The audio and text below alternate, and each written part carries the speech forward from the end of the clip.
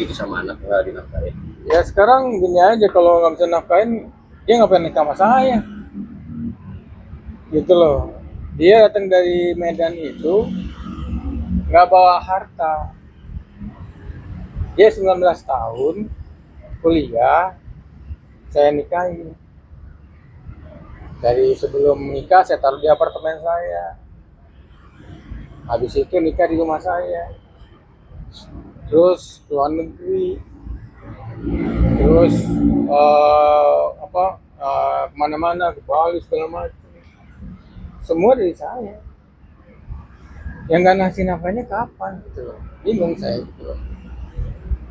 Katanya Oh, berarti nggak ngasih harta- nafkahnya setelah bercerai, Bang. Katanya setelah bercerai nggak pernah ngasih nafkah ke anak, pendidikan yang 5 juta itu. Benar nggak sih, Bang? Jadi itu yang saya bilang tadi, kan ada harta gono gini nih, ya kan? Nah, itu 13 miliar itu cukup lah. Ya dong, mau sampai anak saya nikah juga udah cukup. Sekolah di luar negeri cukup. Berarti loh. Berarti waktu cerai itu ninggalin harta gono gini Iya. yang kalau dinominalin sebesar 13 Iya, miliar, Bang. gitu. Ada buktinya semua kayak itu? Ada, karena saya menawar rumah 300 meter dari 10 juta 13 juta saya tawar menjadi 10 juta. Akhirnya 10 juta 300 itu saya yang nawar. Bang, tapi ada kesepakatan di situ, Bang. Ini saya kasih 13 M nih ya, gono gini, tapi saya nggak nafkahin lagi tiap bulannya hari. Udah pernah ngomong. Karena waktu pas cerai saya udah ngomong, kamu ambil gitu. Udah ngomong gitu loh. Makanya kan nggak ada apa-apa selama 5 tahun ini. Baru hari ini kan dia ngoceh. Dari mulai 2017 ke 2026 kan nggak ngoceh di media. Ada nggak? Saya tanya. Coba. Baru ini kan dia ngoceh. Berarti 13 M kalau boleh tahu apa Karena aja sih, Bang? ya ada mobil dikuasai sama dia semua kan. Ada deposito. Ada ya rumah yang Jakarta itu. Itu tadinya atas nama abang semua terus dibalik nama ke Clara atau gimana? Ya, ke Clara dulu. Clara dulu. Gitu loh. Jadi ya sekarang logikanya gitu aja lah. Dia datang ke Medan, dari Medan gitu nggak bawa apa-apa. Gitu loh. Sekarang kalau pernah denger di mana tuh Rumpi kalau nggak salah ya, acara Rumpi, kan dia pernah ngomong dulu tuh, usaha dia ekspor impor kan, itu usaha saya, gitu loh, bukan usaha dia, ekspor impor ikan, gitu. Tanya aja, gitu loh, ke siapa Feni Rose ya, waktu kapan dulu. Nah, di situ kan dia kalau ditanya belajar dari mana, gitu kan, bisnis ini, dia kan nggak pernah mengakuin saya. Dia bilang saya belajar dari temannya istri saya, suaminya teman saya, gitu. Ini tadi yang dituntut di dalam apa sih, Bang? Mungkin Bang apa Tara, Bang? Apa aja yang dituntut di dalam sehingga deadlock? Ya karena udah dipanggil Komnas kan harus ada yang di bahannya, karena udah malu, anak dilarang ketemu itu nggak boleh. Selama berapa lama nggak boleh? Udah 6 bulan. 6 bulan nggak pernah ketemu. Nggak pernah ketemu saya. Karena nggak boleh. Nggak boleh. Di situ anak saya pernah voice note ke saya, ya, papi Dino kangen mau ketemu papi tapi dilarang sama mami 365 hari lagi. Apa saya mau bunyiin suaranya? Boleh Bang. Iya Bang. Jadi biar nggak, Iya. itu kan termasuk pembunuhan karakter, Bang. Iya. Alasannya sendiri kenapa itu Bang nggak boleh ketemu ayahnya, Bang? Ya karena gugatan itu 2025 Oktober 23 saya gugat. 5 tahun kebelakangnya sebelumnya nggak apa-apa. Saya jalan-jalan aja sama dia. Berarti ninggalin berapa anak, Bang? Sorry, Bang. Satu. Ya dengerin ya. Ke kamera aja, Bang.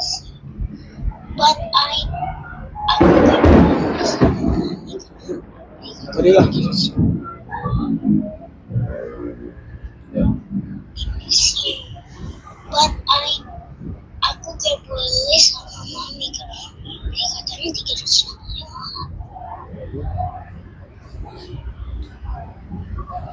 Ini contoh foto-foto waktu Itu tapi dia bisa komunikasi lewat voice note dari HP siapa, Bang? ya ini dari 2022 saya bisa ketemu kan tuh. Tuh 2000 berapa nih tuh. Oh iya. Bersama saya terus tuh. Ya kan? Tuh. Tuh.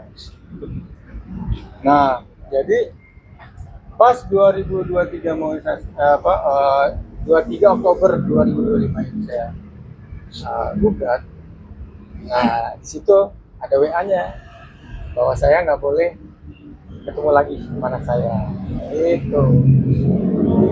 Bang, itu tadi yang tadi komunikasi voice note itu pakai HP siapa dia, Bang? Pembantu.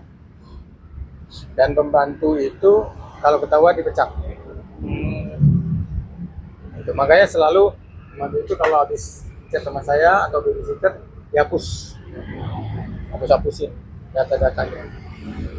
Om, ini kan termasuk pembunuhan karakternya kita bohong lah, dikatakan om melanggar. Kalau buat laporan nggak sih om terkait informasi palsu, pencemaran nama baik? Perbuatan kriminalnya banyak sebenarnya. Saya belum buka aja. Di sini ada berkas bertumpuk mengenai perbuatan kriminal. Belum saya buka aja. Banyak. Salah satunya apa bang? Kalau boleh tahu bang? Waduh, ketahuan nanti ditutup. Tapi kalau secara psikologis nih bang, bahaya juga dong berarti di depan terlihat adem. Saya baru gitu. Saya cuma bisa bilang gini, dia jago acting aja. Actingnya jauh banget, gitu aja. Kalau saya kan nggak pernah muncul sama ini kan. Saya diemin aja, gitu loh. Masih belum ganggu anak, saya nggak apa-apa. Sekarang udah ganggu anak soalnya. Gitu loh. Ya kalau dia bilang dia baik sama anak gitu, ya saya tahu kok gimana dia. Ya, dalam arti anak pernah ingin keluar dari Iya. lingkup ibunya. Iya. Karena Ada voice note-nya. mengkhawatirkan sesuatu. Ada voice note-nya. Apa bang bunyi voice note-nya bang dari anak bang? Dia mau tinggal di rumah saya selamanya. Itu kapan bang kejadiannya bang? Itu kalau lagi dia sama saya selalu gitu. Dan tanya semua sama babysitter atau gimana ya. Kalau dia lagi di rumah saya, kalau dijemput sama ibunya, meronta-rontanya minta ampun. Nggak mau. Lebih mau sama saya- bapaknya. Dan Kasar atau gimana bang? pokoknya dia sampai histeris dan nggak mau ditarik-tarik juga nggak mau. Boleh tanya sama Kak sendiri, bener nggak tuh? Coba saya suruh dia jawab karena dia yang pernah datang untuk jemput.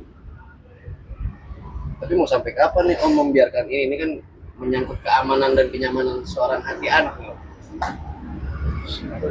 Bakal Iya. diperjuangin nggak hak aslinya Iya. biar jatuh di tangan om gitu? Karena kan ingat kepentingan anak nih om. Ya kalau saya udah bilang tadi juga kalau ini kita deadlock, saya mau ke gugat hak asuh aja saya. Oh, oke. Pengadilan ya. Pengadilan. Gitu loh.